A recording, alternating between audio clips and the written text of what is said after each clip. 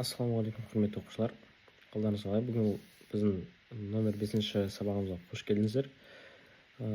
Алдыңғы сабақ біз логикалық операцияларға бір есеп бастағанбыз. Сол есепті бүгін толықтырып келесі логикалық сызбаларға өтетін боламыз.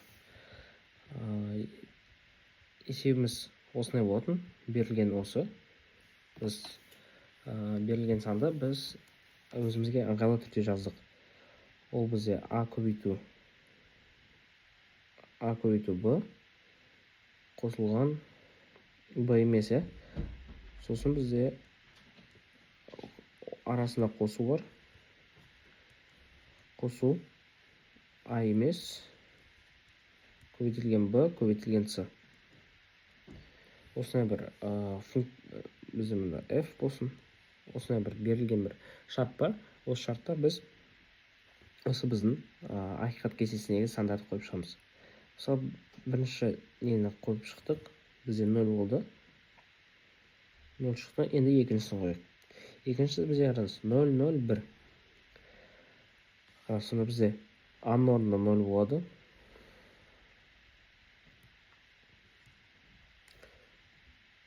Бізде а-ның орнында 0 болсын, 0 көбейтілген бұл бізде 0, бірақ біз айтамыз б емес дейміз. Б емес болса, ол бізде 1-ге тең болады. Жақша қосылған. Мұнда қараңыздар, бізде қайттан а көбейтілген б. А бізде 0, б бізде 0. 0 көбейтілген 0. А емес, а емес 1 болады. 1 көбейтілген 0 көбейтілген с. С бізде 1. Бірақ бізде бәрібірде қарасаңыздар, мынаяқтан 0 шығады, қосылған 0 шығады. 0 қосу 0 бізде 0 дедік. Енді келесі бізде 0, 1, 0. Б-ның орнына 0 қойсақ, бізде б-ның орнына қазір 1 болады. Б-ның орнына 1 болады. Сонда бізде 0 көбейтілген б емес. Қараңыздар, б бізде 1-ге тең. 1 емес 0 болады.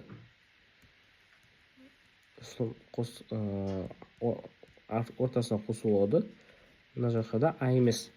А бізде 0-ге тең. А бұл емес болмаса 1-ге тең. Сосын көбейту 1. Бірақ бізге не мешает етіп тұр? Бізге с мешает етіп тұр. Өйткені с бізде бәрібірде 0.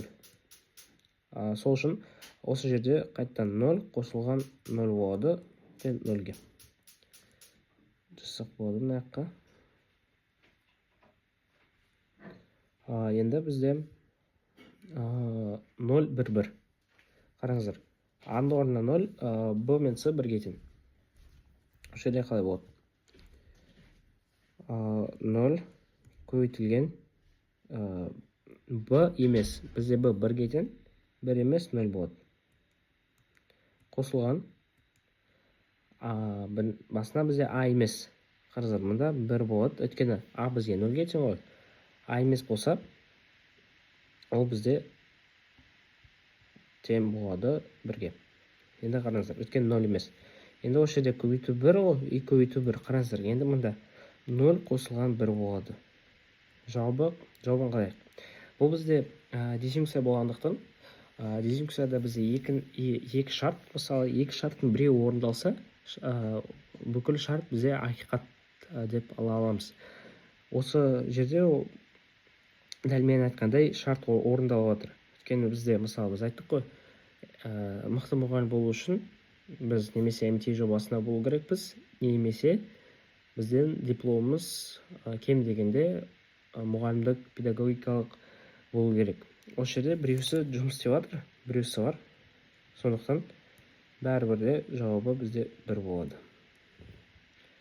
Қараңыздар, мұнда сіз уже 1 жазасыз. Енді келесі бізде 0, 1, 0, 0, 1, 1, енді 1, 0, 0. 100 дейтіміз а тең 1-ге. Бірақ бізді біріншісі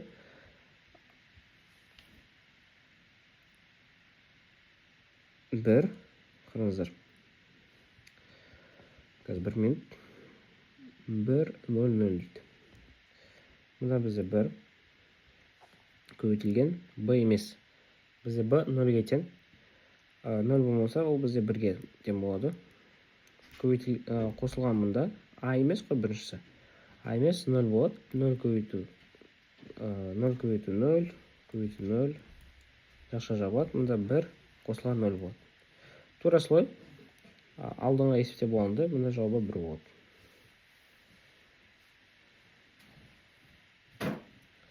Енді қараңыздар,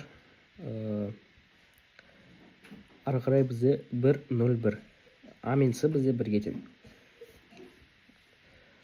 А тең 1-ге болса 1 көбейтілген 0. Бірақ бізде b емес қой. Сол үшін бізде 0 емес, ол 1-ге тең болады. Қосылған. Мұнда а емес. А тең 1-ге қайттан 0 болады. Көбейтілген 0, көбейтілген 1.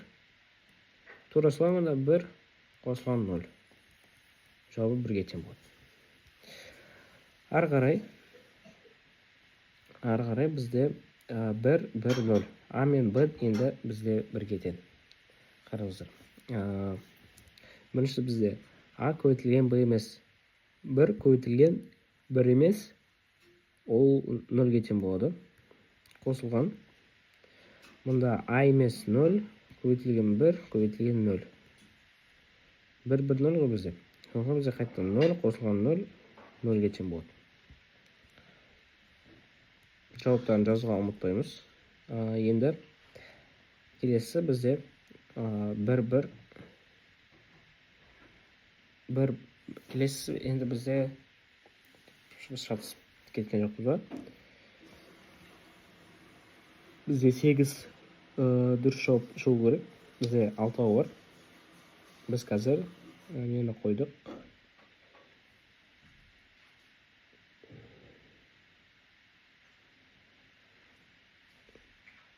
Біз қазір 1, 1, 0 қойдық. Біз біреуін қоймаған секілдіміз.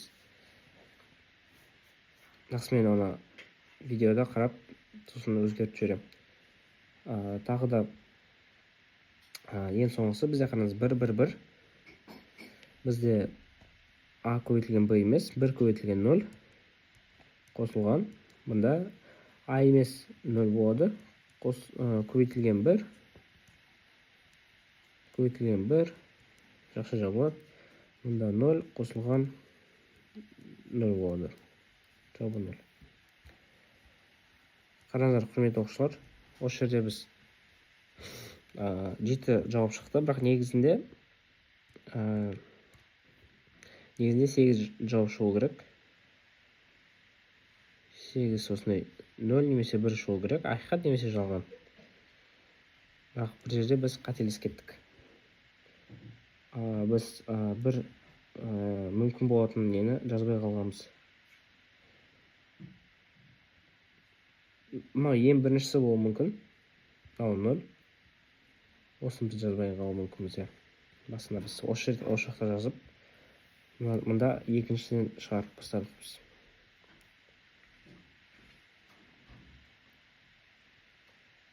Өйткені қараңыздар, мұнда С бізде 1-ге тең.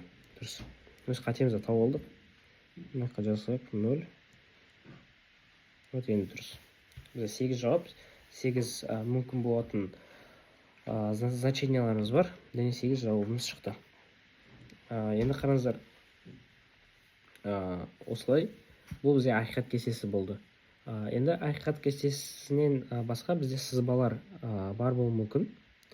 Сызбалар бізде мысалы қайттан а мен б болсын, бұлай. И осы жақта бізде бір схема болады, берілген. Схема бұлай болуы мүмкін, бұлай. И ең соңында мысалы жауабы. Осы бүкіл схемадағы орындалып жатқан бізде логикалық операцияларды біз бір теңдеуге жазу керекпіз ғой. F тең, мысалы, басында біз бір шарт іздедік қой, осы шарт бізде осы жақтан шығу керек. Енді келесі сабақ біз осындай есептерді шығаратын боламыз.